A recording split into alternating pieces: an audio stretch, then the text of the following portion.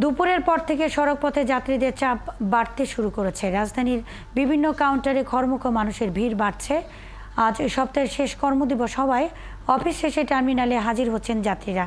সন্ধ্যার দিকে এই চাপ আরও বাড়বে বলে ধারণা করছেন পরিবহন কর্মীরা। রাজধানী থেকে বের হতে যানজটের মুখে পড়তে হলেও মহাসড়কেও কোনো ভোগান্তিতে পড়তে হচ্ছে না যাত্রীদের। এবার বাড়তি ভাড়া নেওয়া বন্ধে পুলিশ, র্যাব, বাস মালিক সমিতি তৎপর রয়েছে।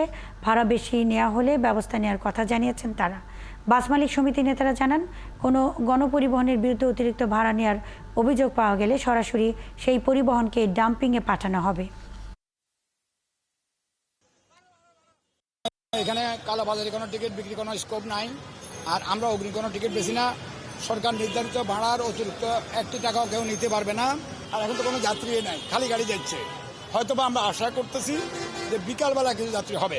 আমরা মূলত যাত্রীদের যে কোনো ধরনের হয়রানি, টিকিট কালোবাজারি অথবা ছিনতাই বা অজ্ঞান ও মলম পার্টির যে সকল ঝামেলাগুলো রয়েছে, সেই বিপদে যাতে সম্মিলিত যাত্রীগণ যাতে না পড়েন, তার জন্য আমরা আমাদের কার্যক্রম চলমান রয়েছে।